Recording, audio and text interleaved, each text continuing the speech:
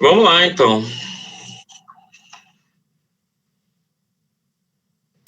Gente, só tem nós três? É isso mesmo?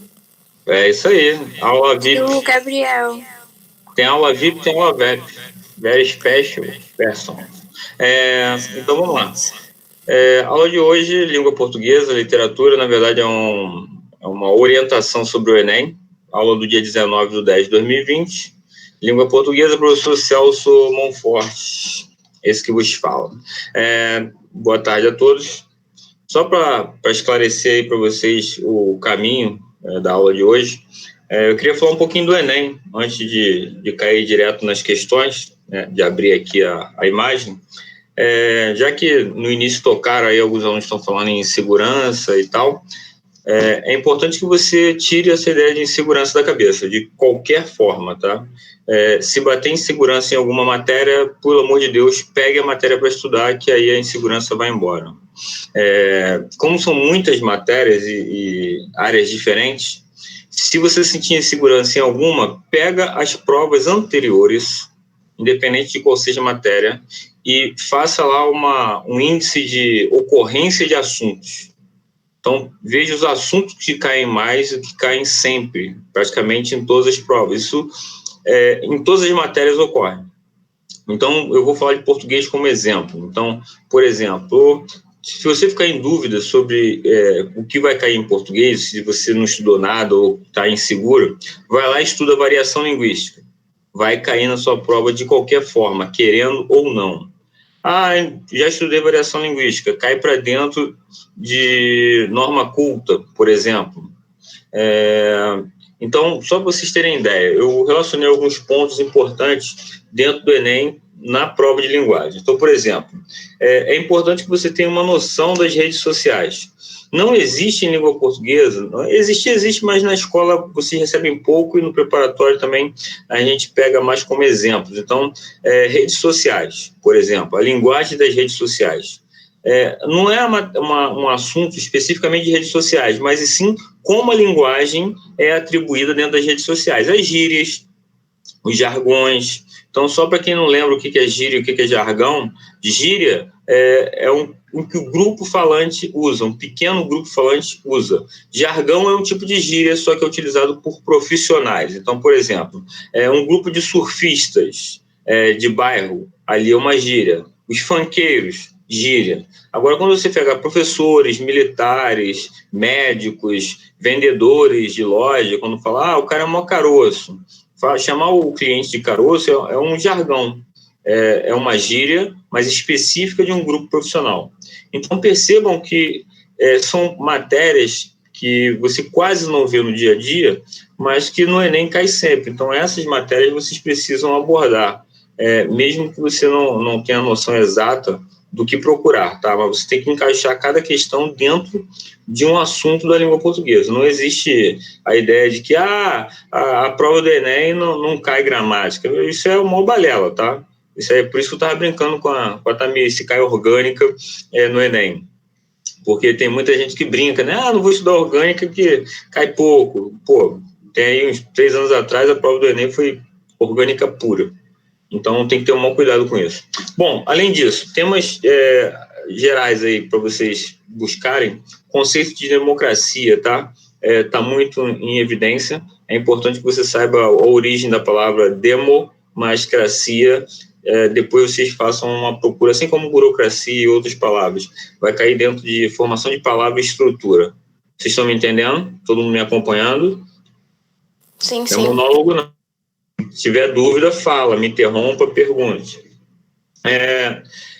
Em literatura, não cai muita coisa em relação a data, nome de autor, isso não cai. Isso aí cai em outros concursos, no Enem não cai.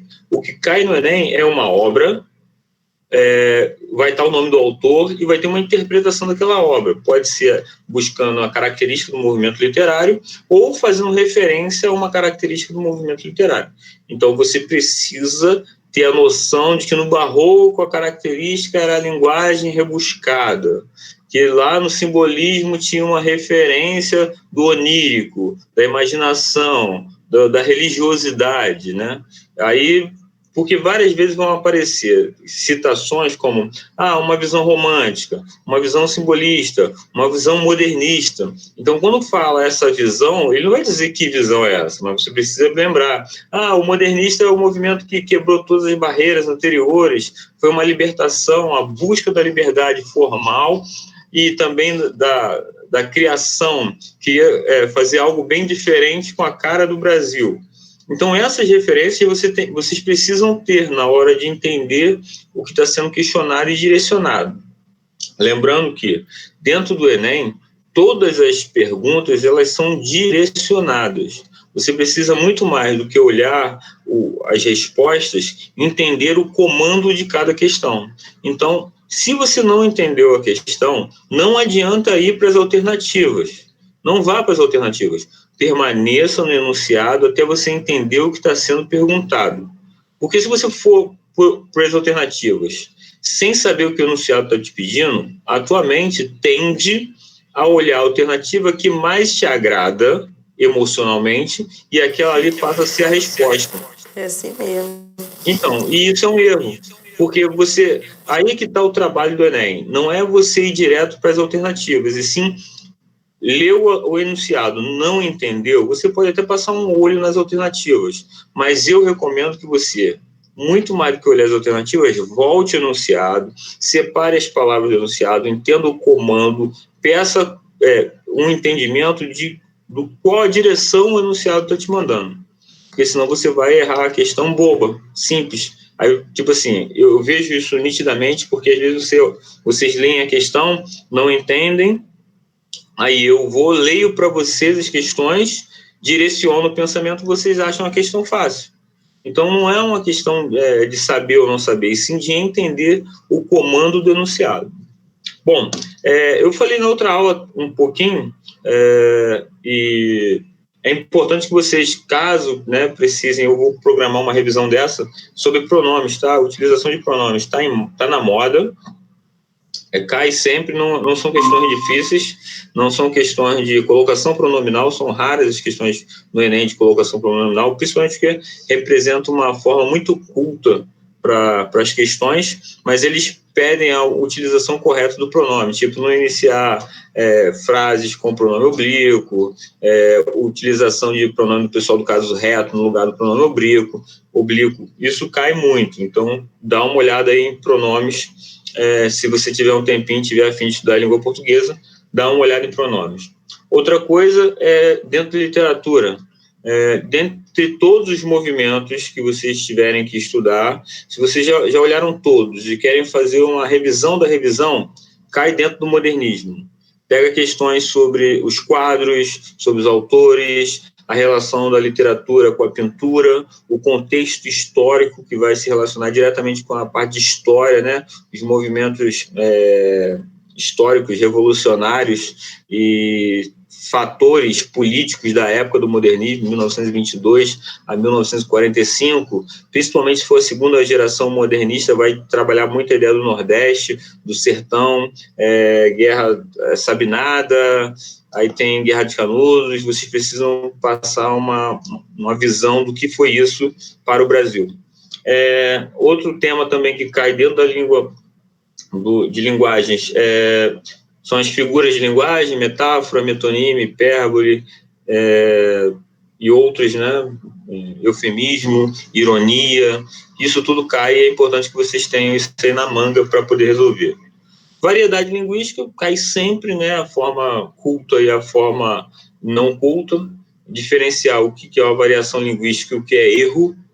Eu sempre boto no quadro lá para você, nós vamos à praia, a gente vai à praia, nós pegou, a gente pegou também. Então, eu tenho várias situações, construções parecidas, mas que você tem a norma culta, a variedade e o erro propriamente dito, ok? Vocês estão me entendendo? Todo mundo me acompanhando aí na loucura? Sim, sim. Ok, linha de raciocínio tá voando aqui antes de bater nas questões. Só como orientação sobre o que vocês vão cair, o que vocês vão pegar, dentro da prova do Enem. Norma culta, no caso mais formal, lembra sempre de Machado de Assis, Dentro de linguagens ainda, sempre cai uma questão sobre cultismo e conceptismo, aí volta lá no Barroco, que é Gregório de Matos. Cultismo é a valorização das palavras, conceptismo, valorização das ideias, né? Aí tem a briga entre Gregório de Matos e Padre Antônio Vieira, mas é importante que vocês tenham essa noção. E, por último, né, não menos importante, mas ultrassumo do Enem, é a leitura de imagens. Vocês vão ter cartazes, charges, tirinhas, muita imagem. E leitura de imagem é importante, você não pode ser desatento a estas imagens.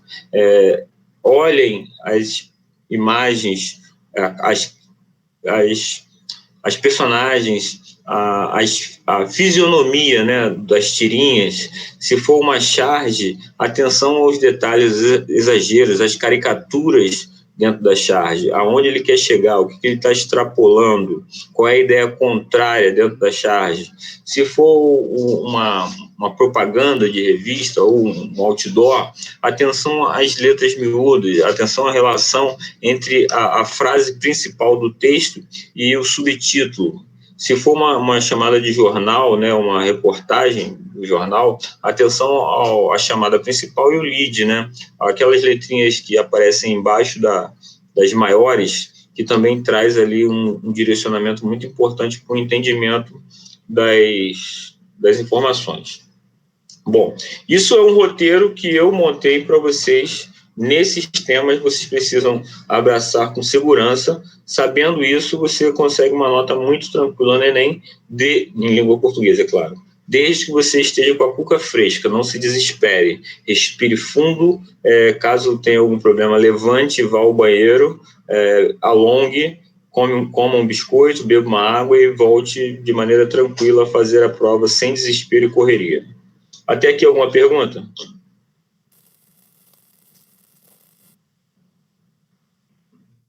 Não? Vou seguir. Nessa folhinha que eu disponibilizei para vocês, tem no final uma proposta de redação. Se vocês quiserem fazer, é bom, né? Eu recomendaria que vocês fizessem. É mais para pensar aí no tema. O tema é o trabalho na construção da dignidade humana. Então, se o tema é o trabalho na construção da dignidade humana, a primeira coisa que tem que vir à sua cabeça é o conceito de dignidade humana. O que é dignidade humana? Então, se você tivesse que começar um parágrafo, né, com uma ideia, era definindo o que é dignidade humana, o que é ser digno para a humanidade, para o homem, para a sociedade, o que é considerado digno. Aí tem que ter cuidado com os clichês, né? Ser uma pessoa respeitável, trabalhadora, isso aí tudo é muito vago, né? Então, cuidado com isso. Bom, eu vou partilhar aqui as questões para a gente começar a brincar, né? Deixa eu ver se eu consigo aqui, né? Eu esqueci de falar com a Tamires. Tela inteira. Compartilhar.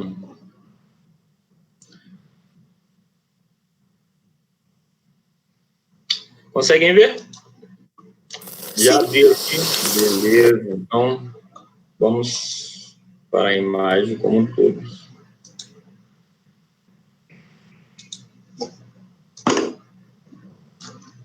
Tá aqui. Eu sempre oriento vocês, aí eu estou sem o chat, tá? Então é importante que você fale, se manifeste para que eu entenda, tá?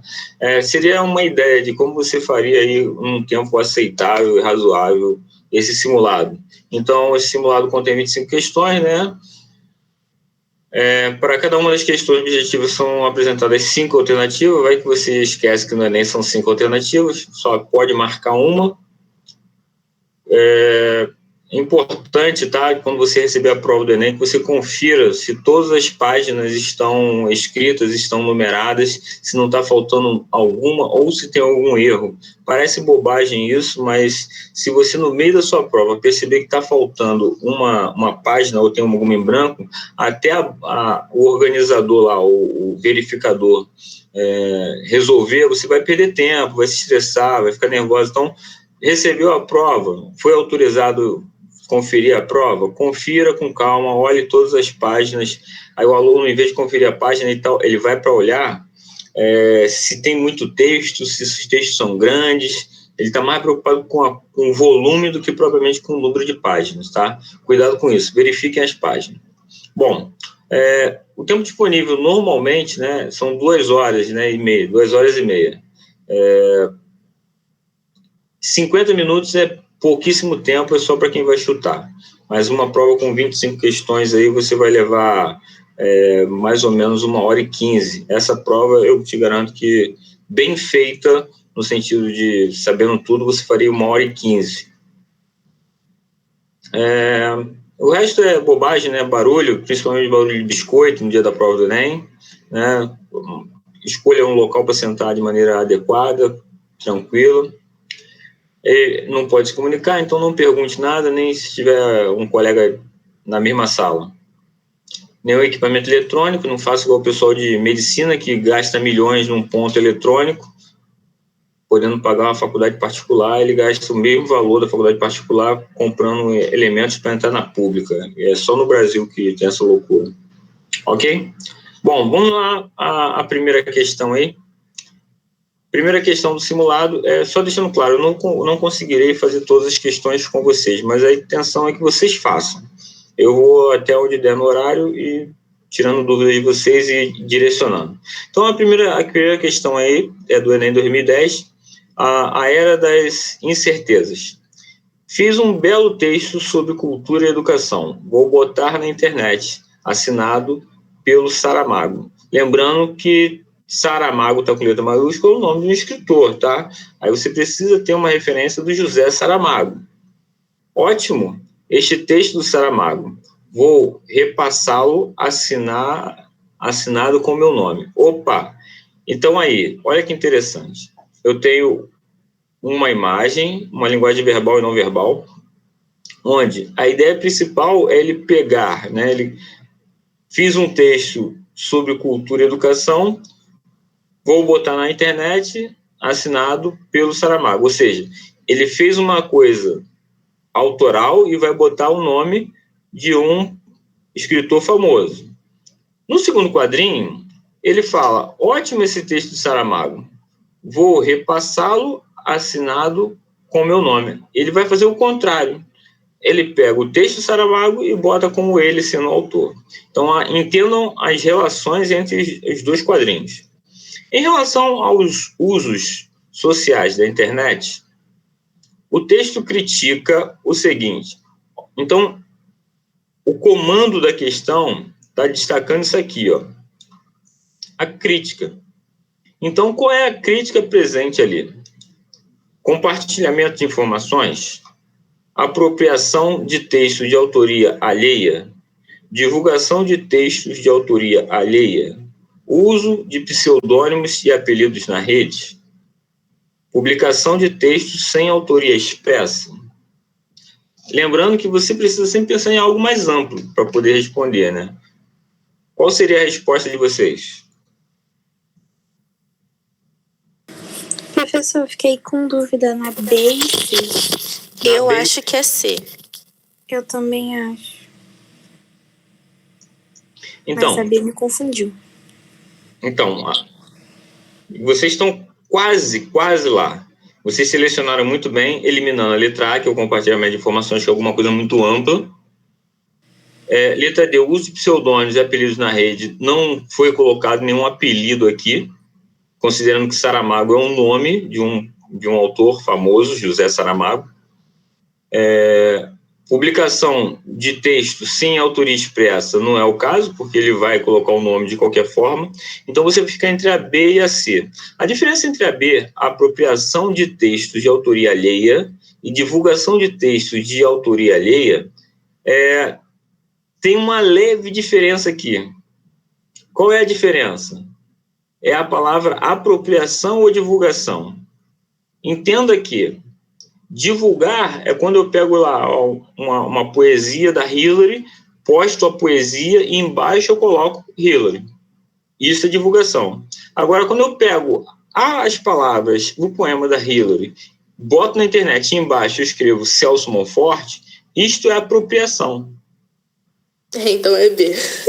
Então, a resposta é letra B de bola, apropriação. Ou seja, eu tomo posse e digo que é meu ou minha uma coisa que não é, que eu não produzi. Eu apenas encontrei na internet.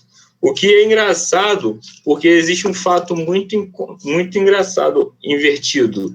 Na internet tem muito texto, muitas frases do... Fábio, não é... Ai, meu Deus, esqueci aqui. Caio Fábio. Tem muita coisa assinada como Caio Fábio. Caio Fábio é um escritor moderno, atual, vou botar ultramoderno, e é muito voltado para pensamentos filosóficos. Só que tem muita gente que cria muita coisa e assina como Caio Fábio. Só que ele mesmo é famoso, ou seja, pegam coisas de pessoas não conhecidas e atribuem ao Caio Fábio. É muito louco isso. Então, entenderam a primeira questão? Sim. Vamos para a segunda questão. Também do simulado 2010. Conheça o E-Democracia. Importância do E de internet, tá?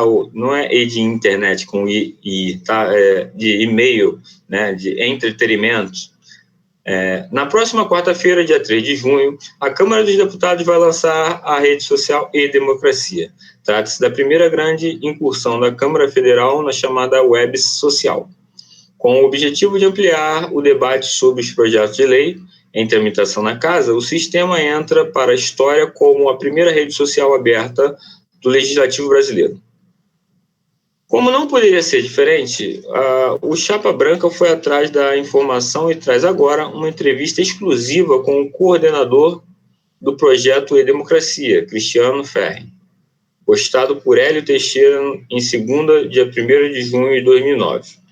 Considerando o objetivo da plataforma oficial e o fato de o comentário e a entrevista terem sido publicados em um blog, é possível afirmar que essas iniciativas na internet podem fortalecer a democracia por, letra A, abrir os gastos do legislativo para o controle social, B, viabilizar o voto nos projetos de lei, C, tornar mais restrito o acesso às informações, D, ampliar as possibilidades de conhecer projetos e leis, e letra E, realizar a votação dos projetos pelos parlamentares. É importante que você entenda o seguinte: volta ao comando, considerando os objetivos da plataforma oficial e o fato de o comentário e a entrevista terem sido publicados em um blog. É possível afirmar que as iniciativas na internet podem fortalecer a democracia. Qual desses elementos, por lógica, vai fortalecer, vai beneficiar, vai dar pontos positivos para a democracia? A relação entre democracia é aquilo que é amplo, né, que é do povo. O que é isso? Letra D, né, professor? Oi? Letra D de Delta. Correto. Ampliar as possibilidades de conhecer projetos de lei. O mais importante não é se a pessoa vai aceitar, concordar ou discordar. O importante é que todas as pessoas tenham conhecimento. Então, o melhor das redes sociais é que todas, claro, temos pessoas que não acessam a internet por limitações, restrições, mas o ideal é que quando você coloca alguma coisa na internet, principalmente, você perde o controle dessa coisa. A partir do momento que você bota uma foto no teu Instagram, você perdeu o controle dessa foto. Você não sabe quantas pessoas te hackearam, te stalkearam e assim vai. Vocês entendem isso? Então, gabarito, letra D de dado, ampliar as possibilidades de conhecer os projetos de lei. Tudo bem? Sim, agora eu tô um pouco paranoica. Em relação ao quê? Pessoas tirando foto.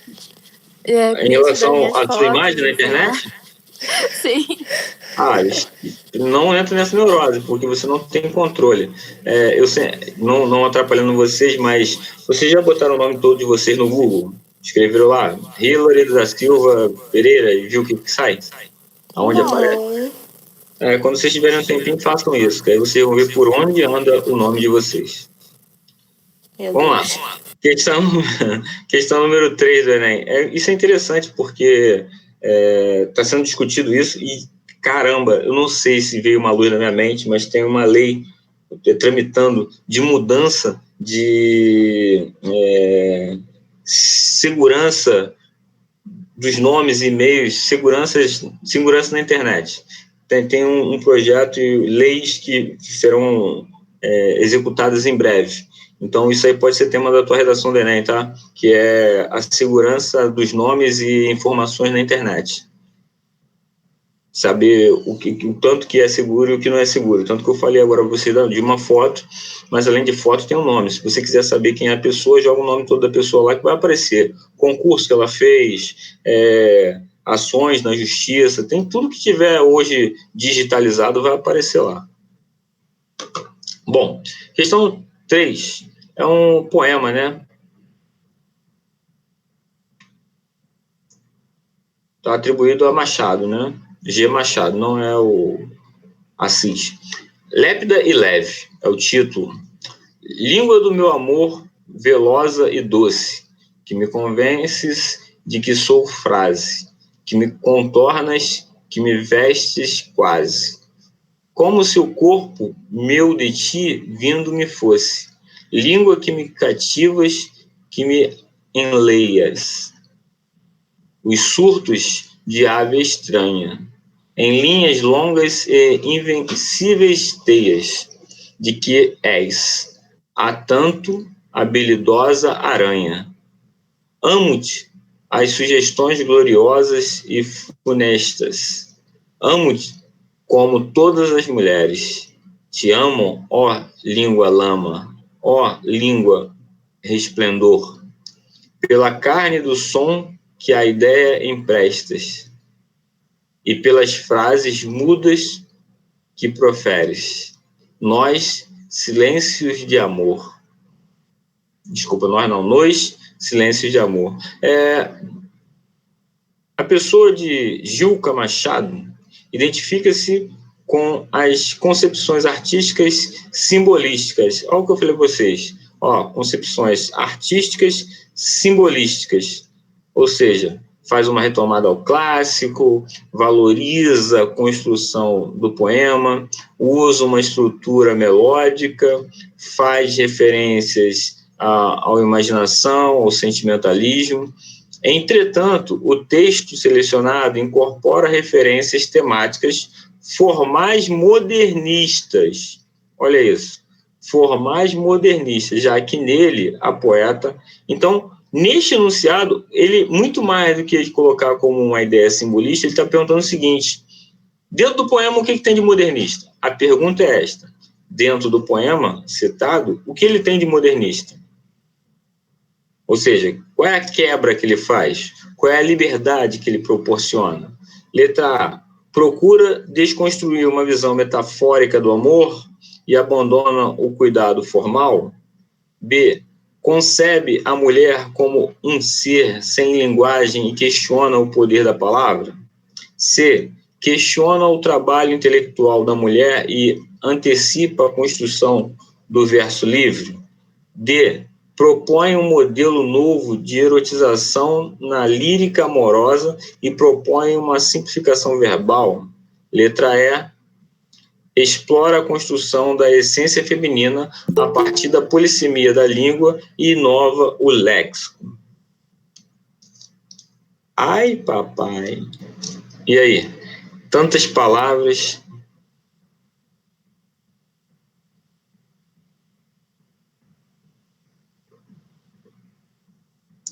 O que tem de novo aí? O que tem de moderno? Alguém dá um sinal aí para saber que eu não estou louco aqui no computador sozinho. Tô lendo. Ah, que bom. Tem alguém... Professor, eu também. Eu tô lendo o negócio de novo para poder ver.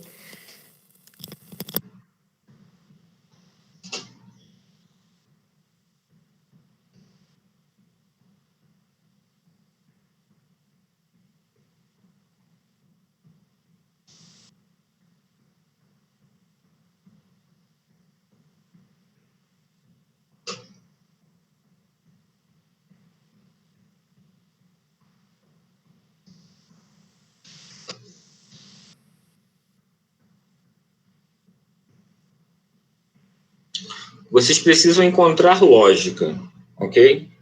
ele está citando o modernismo. Modernismo já te diz moderno, né? Novo, né? Livre. Aí você, analisando as alternativas, depois de você entender que ele está criando a ideia do modernismo, né? Chamando uma visão nova, né? Moderna para o poema, eu posso dizer que ele concebe a mulher como um ser sem linguagem? Você acha legal dizer que a mulher não tem uma linguagem? Não. Elimina a letra B. Não. Ok, elimina a letra B. Olha a letra C. Questiona o trabalho intelectual da mulher. Você acha legal questionar o intelecto da mulher? Também não. Não. Elimina a letra C. Aí você fica com A, D e E. Vou voltar na A. Procura desconstruir uma visão metafórica. Metafórica de metáfora. Metáfora comparação. Aqui eu estou relacionando a língua. Eu estou falando da língua como a língua mesmo? Não. Eu estou falando do amor e a língua aqui como amor à língua? Não. Então, eu estou usando a metáfora aqui. Então, ele não está desconstruindo a metáfora. Ele mantém no poema uma visão metafórica. Então, já eliminei A, B e C. Eu também estou entre a D e a E. Entre a D e a E. Olha a letra D. Propõe um novo de erotização, de erótico, sexual, na lírica amorosa. Letra E mesmo. E propõe uma simplificação verbal. Olha aí, amores. Olha aí, ó. Procura aí. Te vindo cativas, enleia. Olha os verbos que ele utilizou aí. Empresta. Olha a conjugação utilizada. Você acha que ele simplificou alguma coisa de verbo aí? Não. Não, só sobrou a letra E. Vamos entender a letra E. Ele explora a construção da essência feminina, ou seja, ele está falando do amor. É como se ele comparasse a língua à mulher. E ele fala, ó, velosa e doce. A partir da polissemia da língua. O que é polissemia da língua? São os vários sentidos que a língua pode ter. Eu posso estar falando da língua portuguesa, eu posso estar falando da língua órgão, eu posso estar falando da língua idioma, eu posso estar falando ele botou aqui, ó, língua lama, ou seja, quando eu tenho dificuldade da fala, né, eu me enrolo todo, me atrapalho, como se a língua fosse alguma coisa muito movediça. Aí ele bota aqui, língua resplendor, quando eu falo bonito, quando eu encanto, quando eu deixo a pessoa extasiada com um poema ou com uma declaração de amor. Então, e inova com o léxico. O que é o léxico? Léxico, de lexical, são todos os sentidos que a palavra pode ter, o contexto que a palavra pode ter, é o significado e significante da palavra. O que ela representa dentro de um contexto. Então, a língua dentro desse poema, ela ganha vários sentidos, desde a ideia do órgão à ideia da mulher, a comparação com a mulher em si. Né? E ele vai brincando, ele fala, ó, habilidosa aranha, a língua como se a língua criasse teias e para pegar as suas, como é que se diz? As suas presas, né? Que no caso são os falantes, assim como a mulher, né, que cria toda uma sedução para pegar a sua conquista. Não vou generalizar em masculino ou feminino, porque isso acabou faz tempo. Politicamente correto. Nossa pura interpretação. Beleza, é isso. Gabarito letra E. Então, é isso, o Enem é isso, é calma e cuca fresca. Não adianta esperar. É um treinamento, você tem que manter a calma. Quem gosta de séries de Sherlock Holmes, de investigação, se dá muito bem no Enem porque ele percebe a maldade em cada questão. Ele tenta enxergar onde o cara quer chegar. Então, questão número 3, letra E. Questão 4, Enem 2011. Olha aí uma tirinha. Luiz Fernando Veríssimo, tá?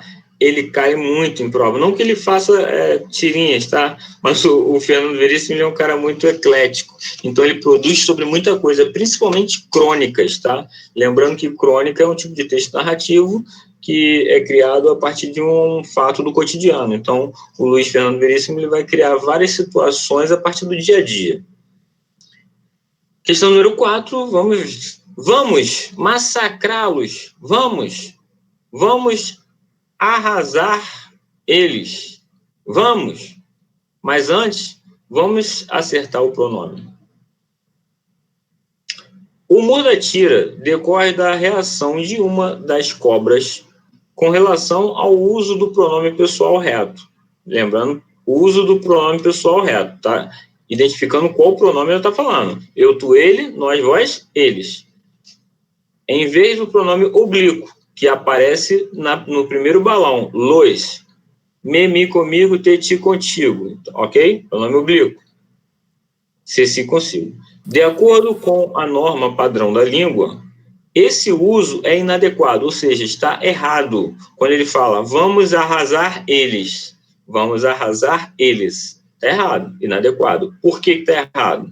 Letra A. Contraria o uso previsto para o registro oral da língua. Ou seja, não se fala assim.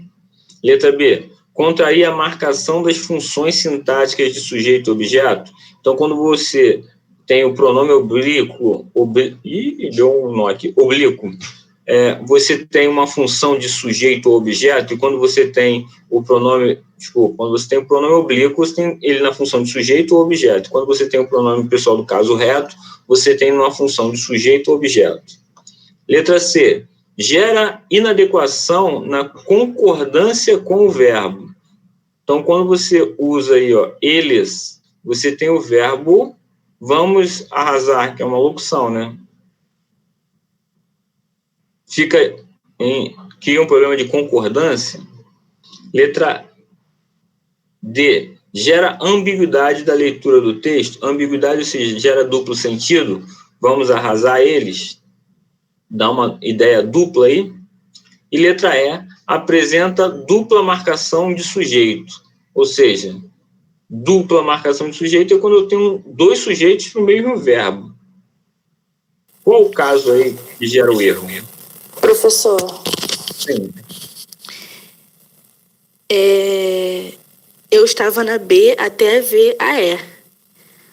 Porque a E fala que apresenta dupla marcação de sujeito. E é isso, porque quando fala vamos, é porque o sujeito somos nós. Só Sim. que ele coloca um outro pronome do caso reto na frase. Então, é como se tivesse dois sujeitos na frase. E você pode ter dois objetos para o mesmo verbo? Não. Não. Então, você também não pode ter dois sujeitos para o mesmo verbo, porque quando tem Então, dois contraria. sujeitos, você tem sujeito composto. Não, é B. Isso, é B. Principalmente que ele te dá a cola no primeiro quadrinho, Vamos massacrá-los. O sujeito você sabe que é nós. Sujeito nós, verbo vamos. Vamos massacrar. Quem vai massacrar alguém. Los, que significa eles, tá? Mas pela norma eu não vou usar eles, tem que usar los. Por quê? Na função de sujeito, você usa pronome do caso reto. Na função de objeto, pronome você oblíquo. usa pronome oblíquo. Ok? Então, a resposta certa é letra B de bola. Isso aí é uma questão técnica, para quem diz que não cai gramática no Enem. Por isso que eu falei para vocês que de vez em quando é importante estudar o pronome, principalmente no uso da língua culta. Ok?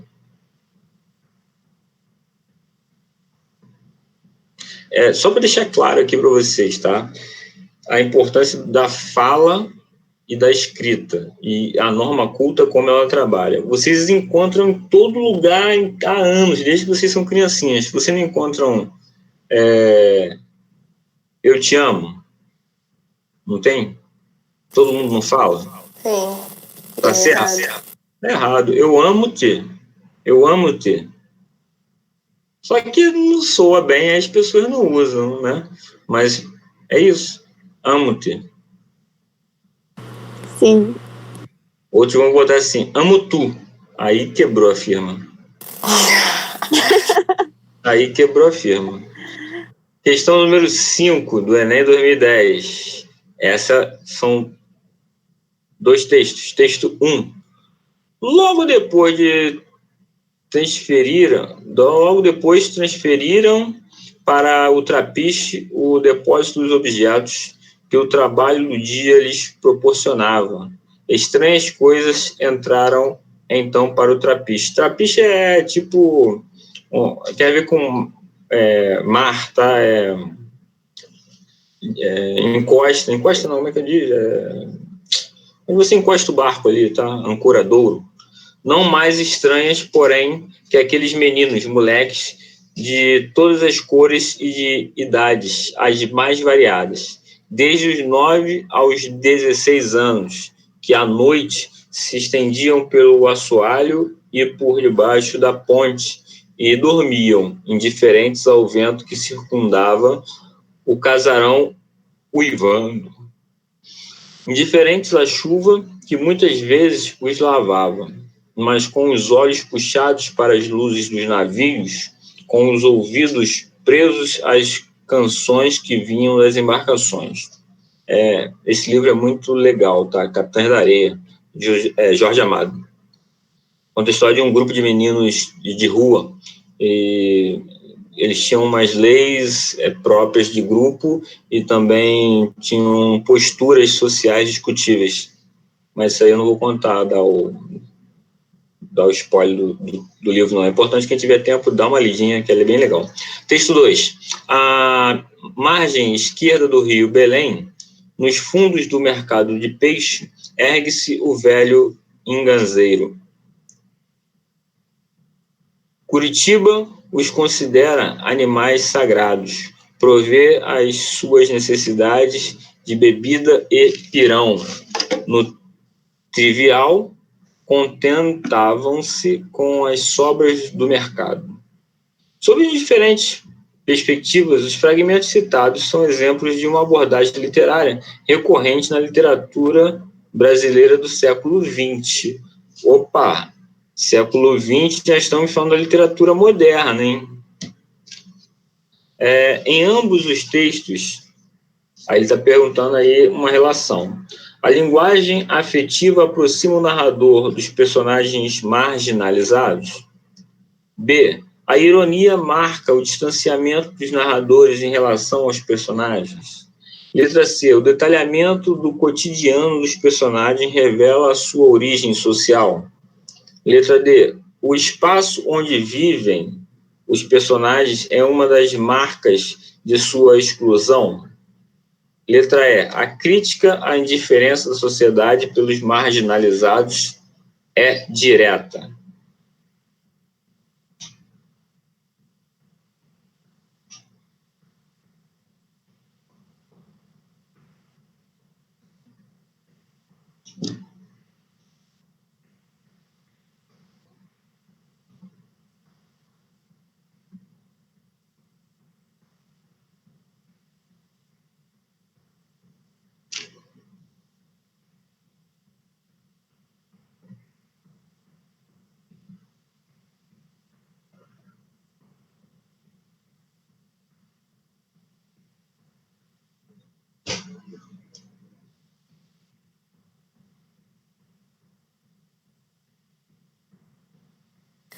Professor, você pode abaixar um pouquinho, porque o negócio está na frente das alternativas? Aumentar assim? Isso, pode ser. Beleza. Para enxergar. Obrigada. Ok.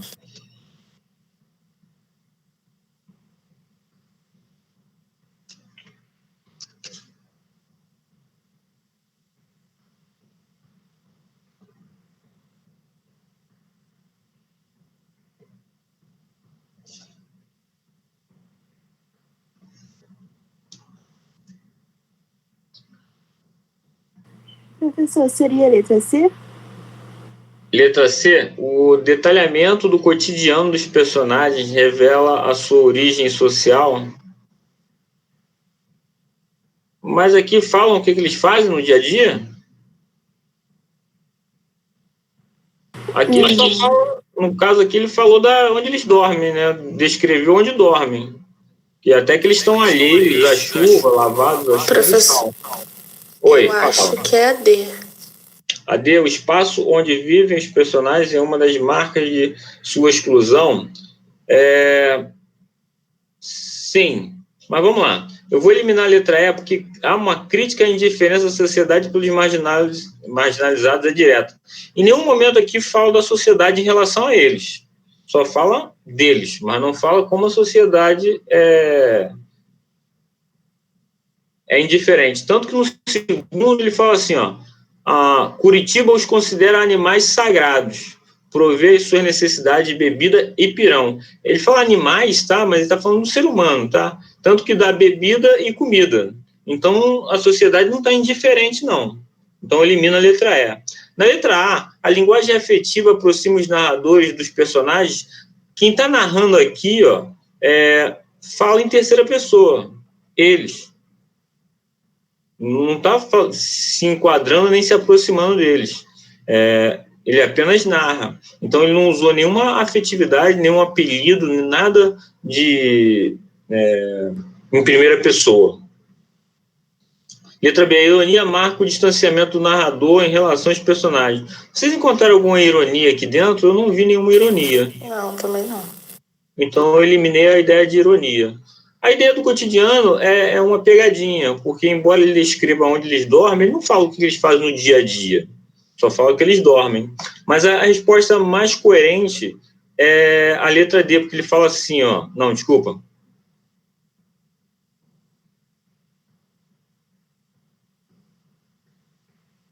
Letra D. O espaço onde vivem os personagens é uma das marcas da sua exclusão. Porque olha aqui, logo no primeiro, ele coloca assim, ó...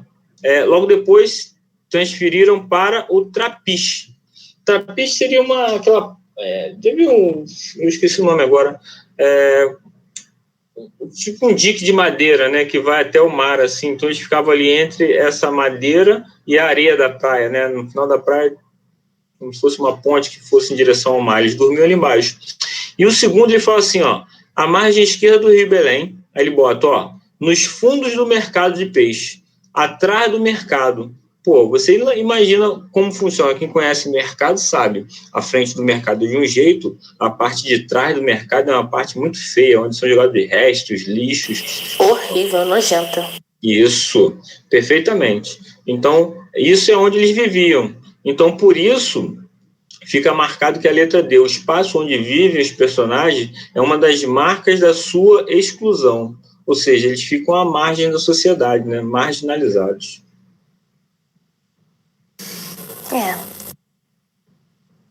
Fala, interpretação. Pura interpretação.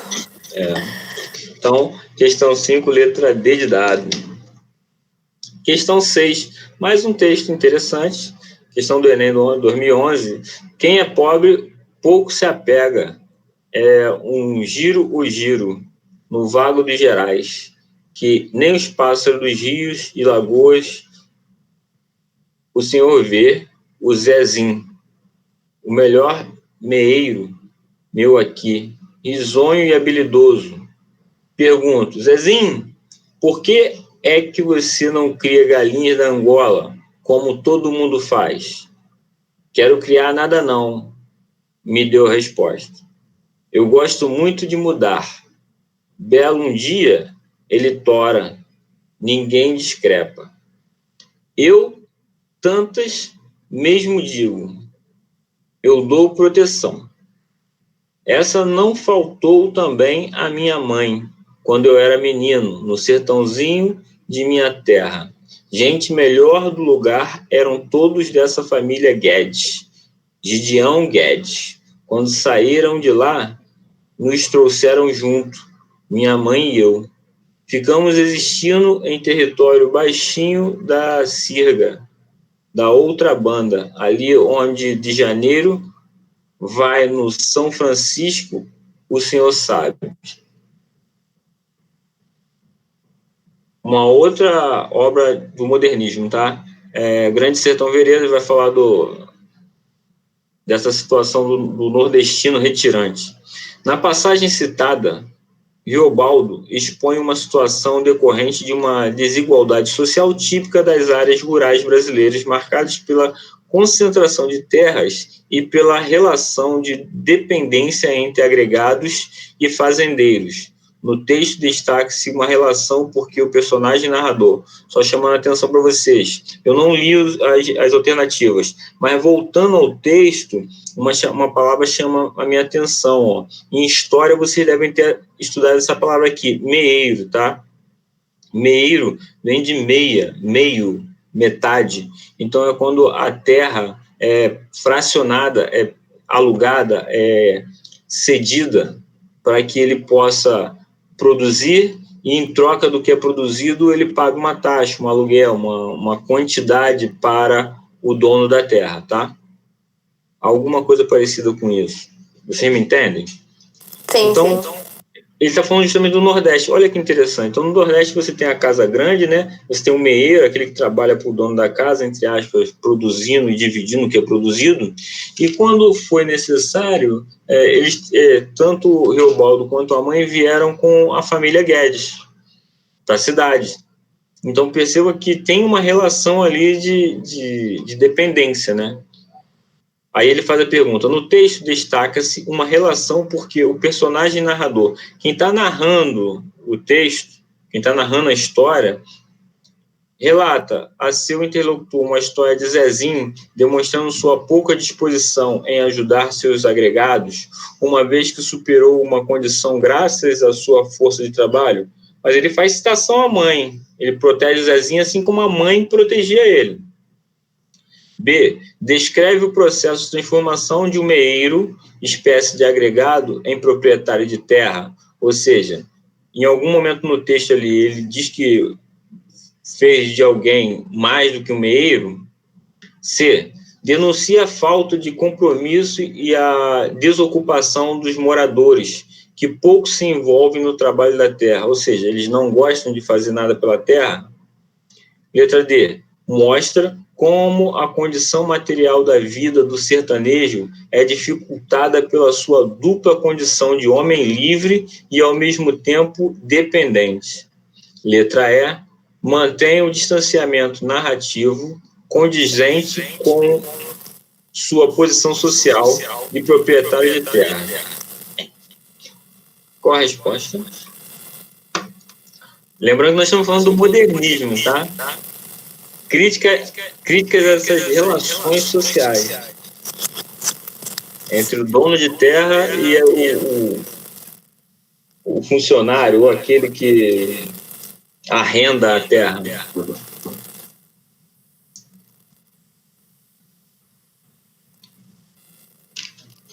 Essa eu falo para você com o seu coração. Vai com vontade.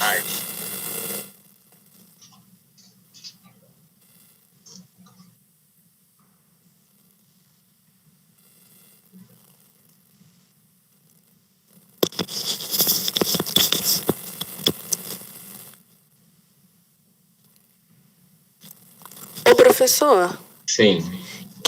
quem fala que veio de um lugar para o outro com a mãe é o Riobaldo, né? Isso. No caso, o patrão do Zezinho.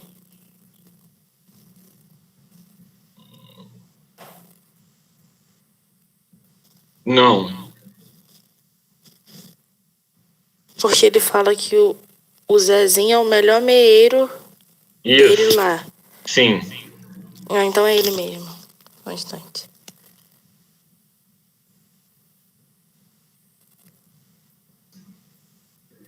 E aí?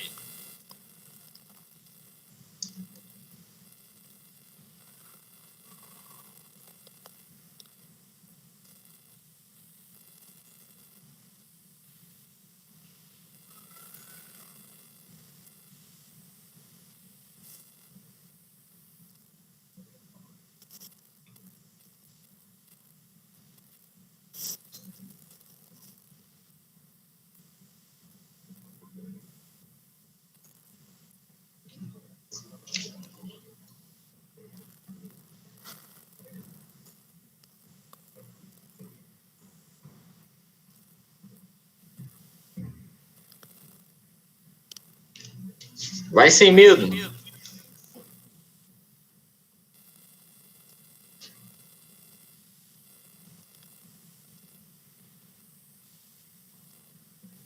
Eu fico aqui desesperado.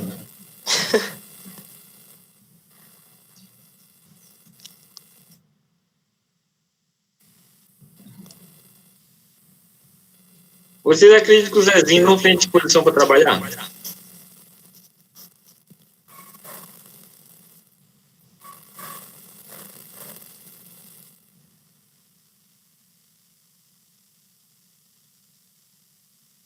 Pô. O Zezinho. Então tem que eliminar a letra A. Sim.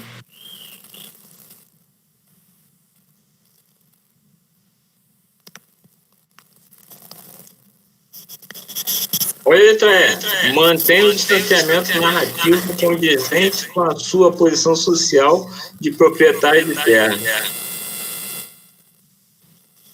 Vocês acham que ele mantém um distanciamento? Não. Olha ele falando aqui, ó. Ele bota aqui até o diálogo, ó. Zezinho, por que é que você não cria galinha de Angola, como todo mundo faz?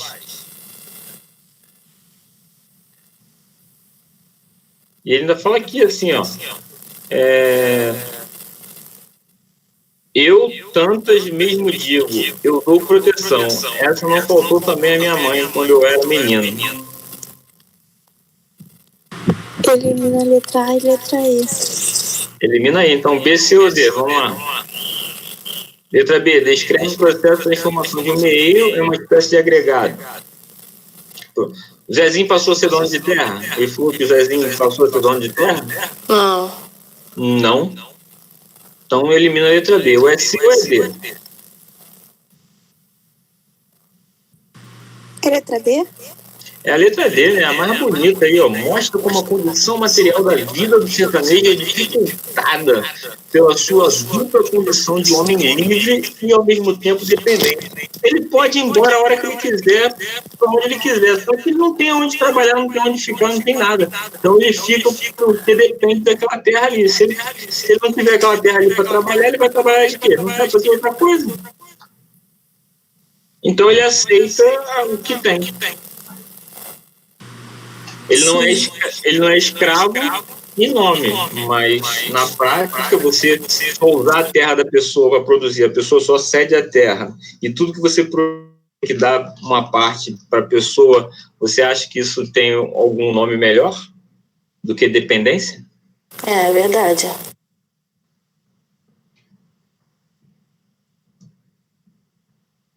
Então, letra D de dado.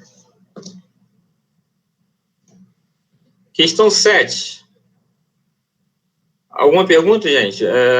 Esse é o Enem. Bem-vindos à aula de hoje. É Enem. Nem botei a galera do técnico. Por isso vocês estão sentindo falta de alguns alunos. O ensino no novo milênio. Tecnicamente, o e-learning é um ensino realizado através de meios eletrônicos. É basicamente um sistema hospedado num servidor de uma empresa de qualquer tamanho ou de pessoa física que vai transmitir pela internet ou intranet informações e instruções aos alunos, visando agregar conhecimento específico. O sistema pode substituir total ou, o que é mais comum, parcialmente, o instrutor como um condutor do processo de ensino. A utilização de meios eletrônicos no processo de ensino e aprendizagem é uma realidade da vida contemporânea. O aluno acessa informações e segue instruções visando agregar conhecimento na aprendizagem por meio da educação à distância, a qual... Letra A. Aí vem a pegadinha que eu sempre falo para vocês. Prestem atenção nas primeiras palavras, tá? De cada alternativa. Sim. Letra A, promove. Letra B, potencializa. Letra C, prescinde. Letra D, proporciona. Letra E, depende. Então, vamos lá. Promove o âmbito da educação profissional, a reflexão teórica em detrimento da prática. Opa, peraí. Educação profissional, você está criando um profissional, você está gerando para esse profissional uma reflexão. Na educação profissional, você faz o cara refletir mais do que botar em prática? Quando você faz um curso técnico em contabilidade, você faz mais cálculo ou você reflete sobre os cálculos? Quando você faz um curso de mecânica, você trabalha mais em cima do motor ou fica pensando sobre o motor?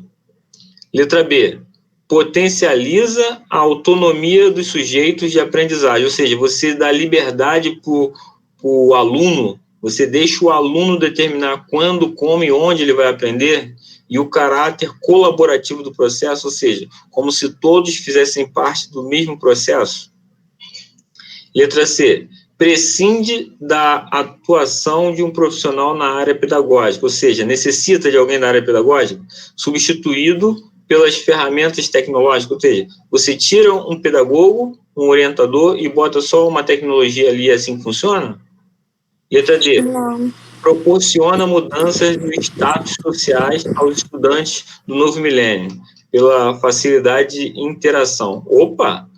Proporciona mudança de status, ou seja, quando você estuda pela internet, você muda o teu status social? Você muda de classe social quando você estuda pela internet? À distância?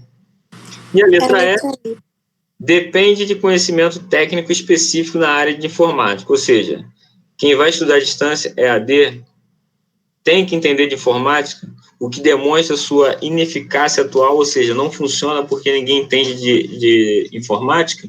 Qual a resposta? Eu acho a letra E, professor.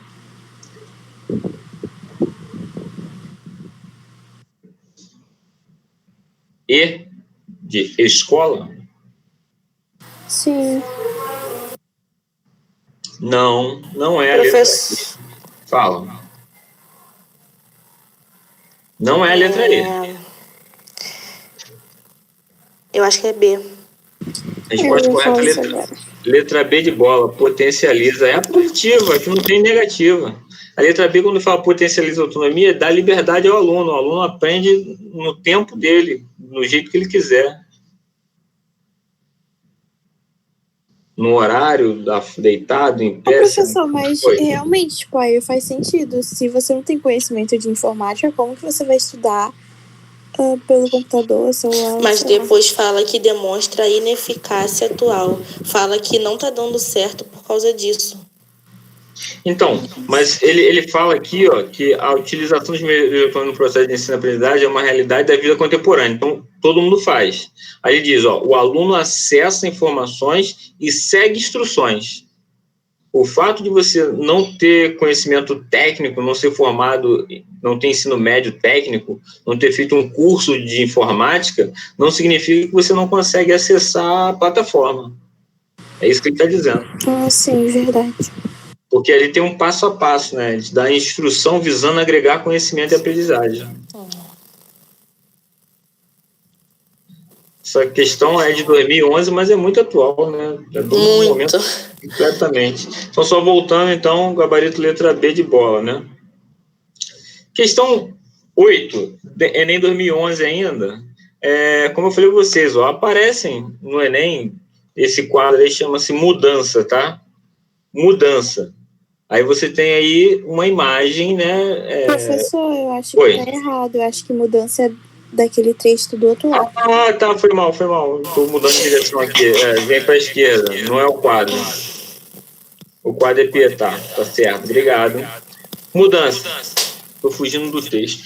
A planície avermelhada, os juazeiros alargavam 2 manchas verdes. Os infelizes tinham caminhado o dia inteiro, estavam cansados e famintos. Ordinariamente andavam pouco, mas como haviam repousado bastante na areia do rio seco, a viagem progredira bem 3 léguas. Fazia horas que procuravam uma sombra. A folhagem dos juazeiros apareceu longe, através dos galhos pelados da caatinga rala.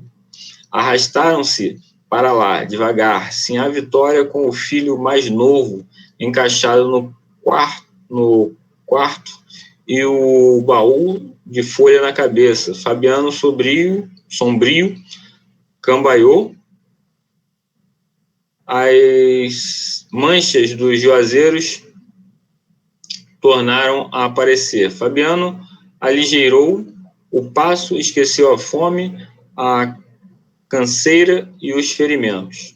Deixaram a margem do rio, acompanharam a cerca, subiram uma ladeira, chegaram aos juazeiros.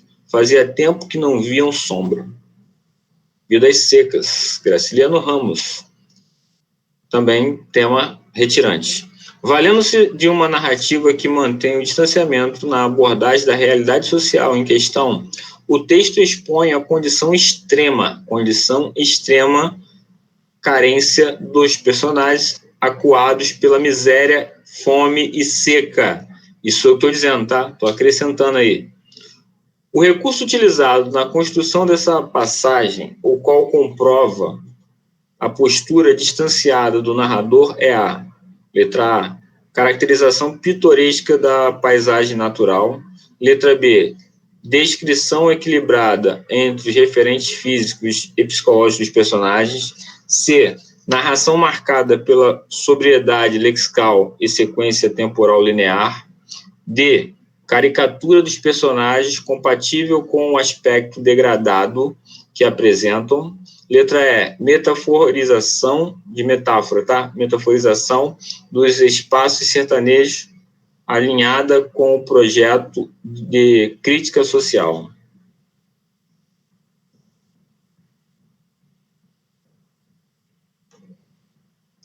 Vou baixar aqui para vocês poderem ver melhor.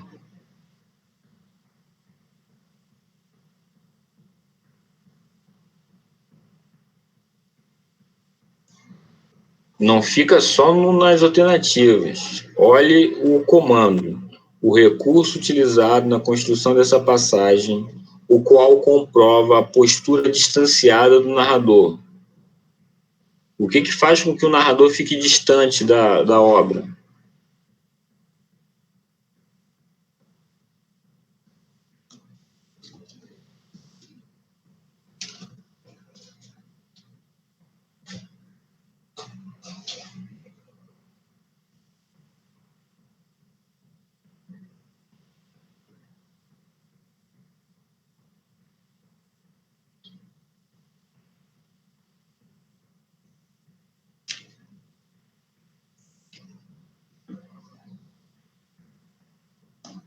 Perguntas?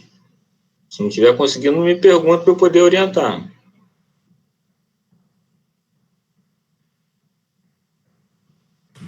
Professor, essa letra D aí, descrição equilibrada entre os referentes físicos e psicológicos dos personagens. Então, descrição equilibrada entre os referentes físicos e psicológicos, ou seja, quando ele fala do corpo, da forma corporal e da mente deles, está equilibrado, ou seja, quando ele fala assim, ó, Fabiano, sombrio, cambaiou, ou seja, sombrio porque ele não está pensando direito, e cambaiou porque de cambalear, está tonto. Ele fala assim, ó, Sinhá Vitória com o filho mais novo encaixado no quarto. Quarto aqui na lateral da bacia. Desculpa, da bacia. Baú na cabeça. Ele está dando descrições físicas do personagem. Descrição física dizendo que o cara é magro, né? Alto. Eu descarto a letra B, então. Então descarta a letra B.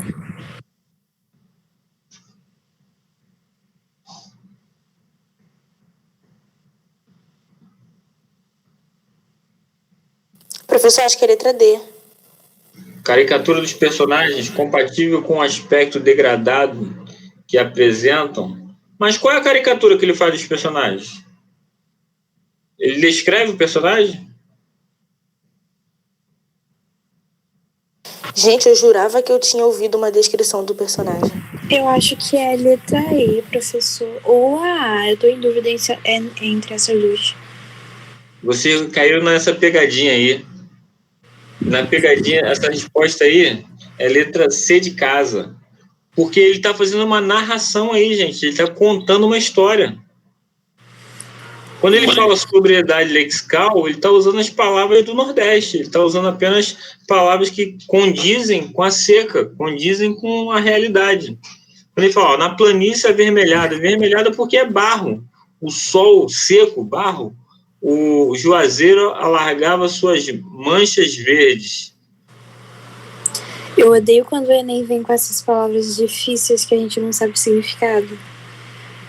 Sobriedade. Sobriedade é simplório, simples, Não, né? professor, é o lex... O lexical, né? Então, lexical, não esqueço, léxico é a variedade. Lembra de polissemia, lembra de vários significados para uma mesma palavra. Léxico é imaginário. Quando você leu esse texto aí, você imaginou algo diferente do que ele realmente está colocando? Você teve uma imagem distante do que é a seca? Ou ele foi realmente direto, né? Objetivo na descrição? No caso, na narração, né? Quando ele fala uma sequência temporal linear, é que ele mantém uma sequência de início, meio e fim. Ele seguiu a rotina. Entendeu? Essa aí vocês escorregaram, hein? Vamos lá, questão 9. Questão 9 tem um quadro aqui do Michelangelo. Todo mundo consegue enxergar? Sim. Mudou alguma coisa para vocês aí? Tá maior? Sim, tá maior. Beleza, então vocês veem que tem uma imagem, né? Provavelmente de uma santa, e tem um corpo ou alguém no colo dela, né? Assim que não está muito bem, ou está dormindo ou está morto, né? A outra aqui, ó, Vicente do Rego Monteiro, é uma releitura, ó, peraí, vou ver a data aqui, tá? Esta aqui é do século XV. Esta aqui é 1924. 1924, lembra o que para vocês? Cri, cri, cri. 1924 vem depois de 1922, não é isso? Semana de 22, Semana de Arte Moderna, 1922. Modernismo. Sim. Então você pega um quadro do século XV e faz uma releitura desse quadro. Ó, tem alguma coisa parecida? Tem alguma relação? Ó. Vamos lá. No outro parece que tem uma terceira pessoa. Isso, sim, correto. Vou ler a questão, mas não antes de ter analisado as imagens.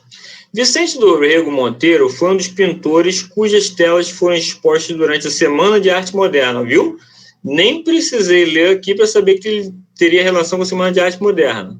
Tal como Michelangelo, ele se inspirou em temas bíblicos, porém com um estilo peculiar, considerando-se as obras apresentadas o artista brasileiro, considerando esta obra do Michelangelo e esta obra do Vicente. Ele quer saber, considerando a obra do brasileiro. O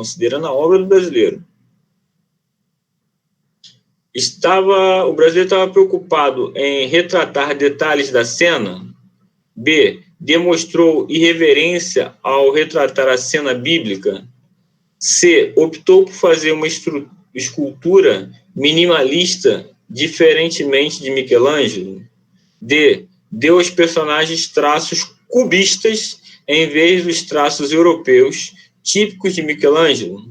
Letra E. Reproduziu o estilo da famosa obra de Michelangelo, uma vez que retratou a mesma cena bíblica. Eu descarto a A e a B já. Beleza, descarta a A e a B, muito bem.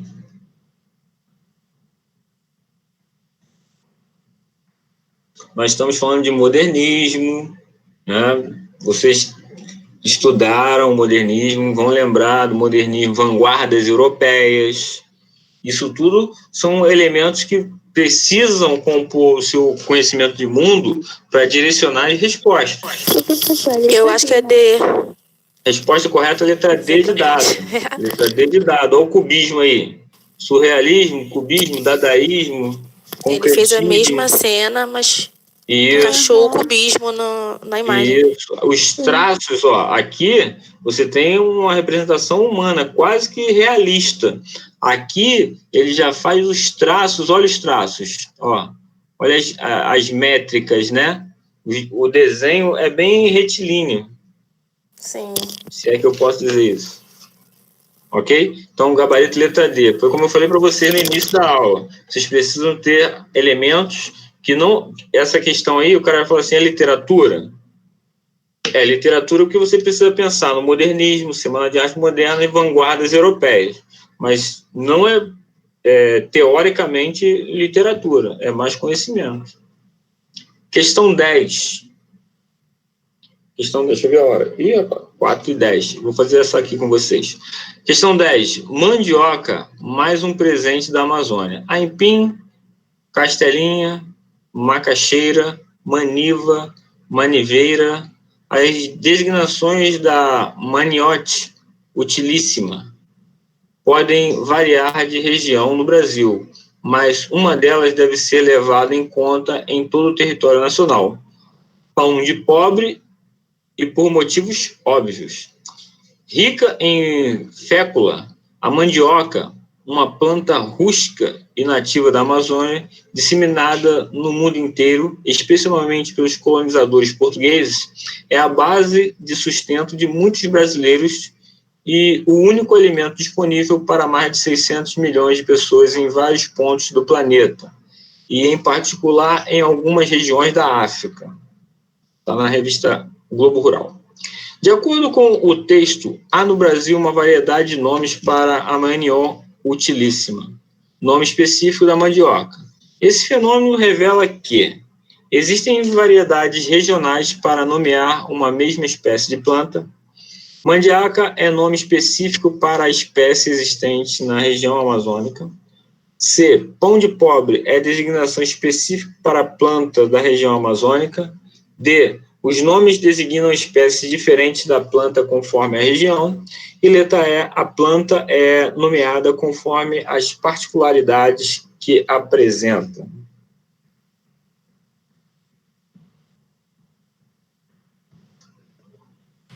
Essas questões muito parecidas embolam minha mente.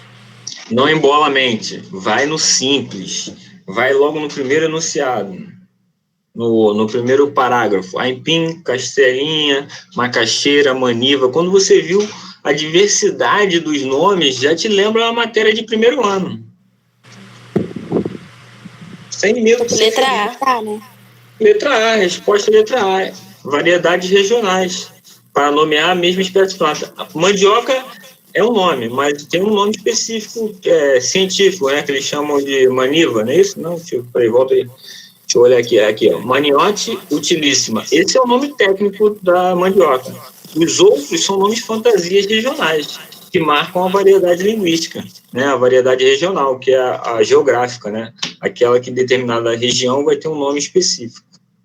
Então, isso aí é um outro ponto para vocês darem uma olhada também em dias de estudos.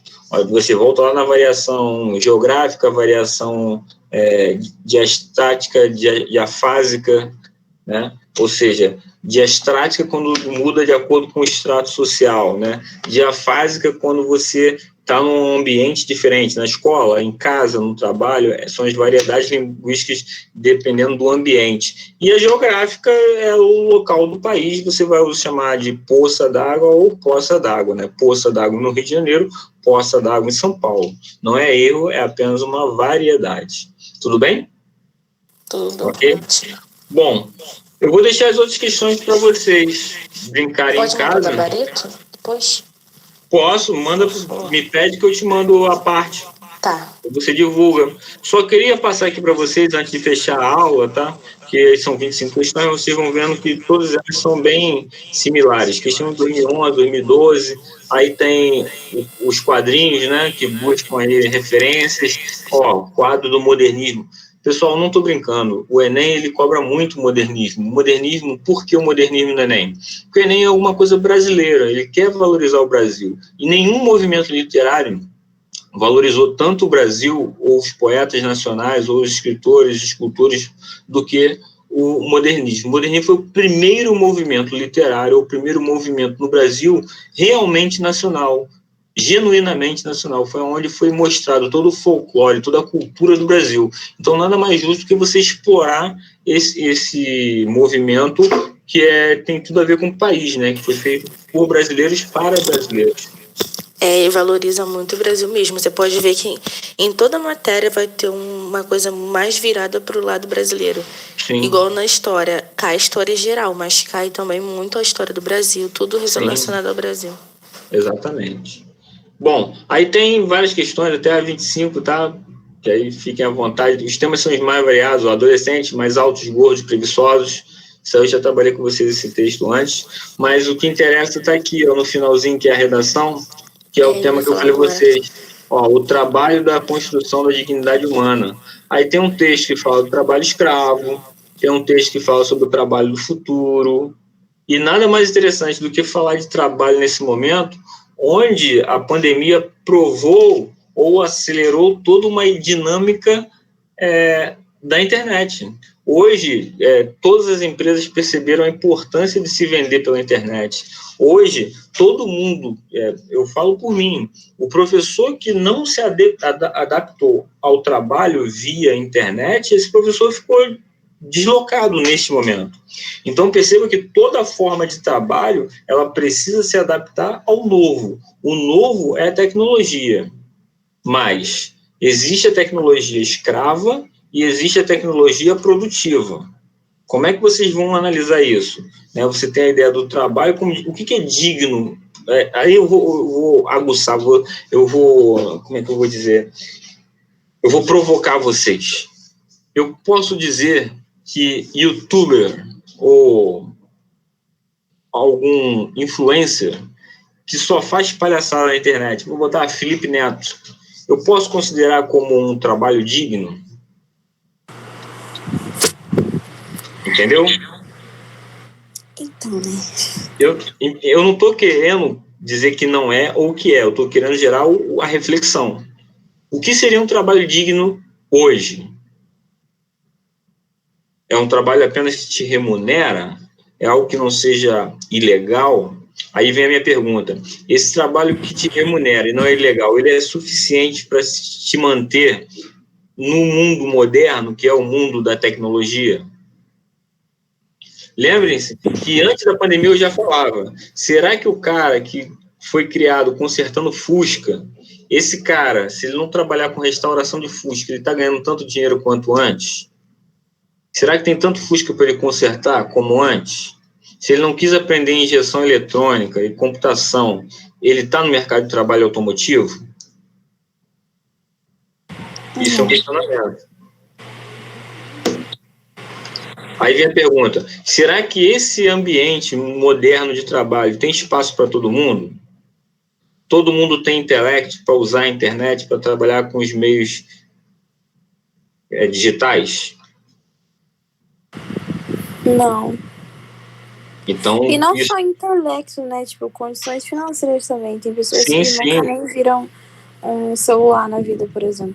Celular, a internet, né? Ele não sabe. E aí, vocês parece que essa discussão é muito moderna, ou muito antiga, ou é boba, mas se vocês estão assistindo aquela série, tem uma série chamada Cobra Kai, não é isso? Alguém já assistiu? Não. Não é coisa velha, né? Não é velho, tá? É novo. Mas tem o filme Karate Kid e fizeram uma série nova, né? Falando sobre a visão do bandido do filme, né? O vilão do filme. E o vilão do filme, ele ficou ultrapassado. É ele mais velho, muito mais velho, né? Já com, sei lá, 50 anos. E ele passou da adolescência à fase adulta sem esse contato com o mundo virtual ou com a internet. Ele não sabe o que é isso.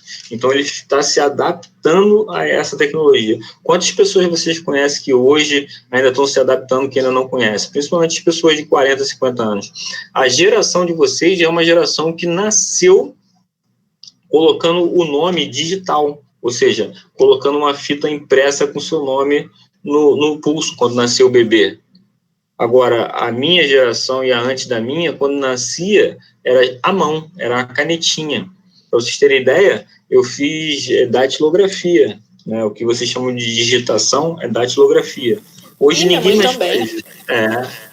Para você ver como é que são as coisas. Então, quer ver uma outra coisa muito louca, né, que eu falo sempre para vocês? Nós estamos em 2020. Olha, 2020. o primeiro telefone celular, primeiro não, mas quando chegou para o público o celular a ser comprado nas lojas, isso foi em 1996. Olha isso, 96.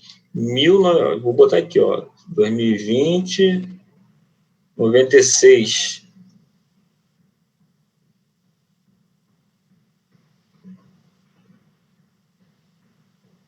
$24, tá?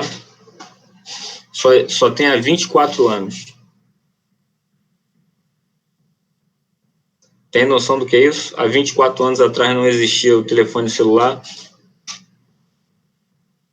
Para você entender como a velocidade da tecnologia é infimamente veloz. Vou fechar aqui o compartilhamento. Bom,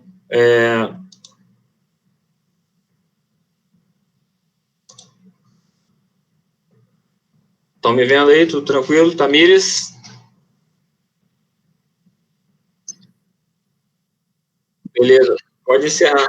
Pode encerrar.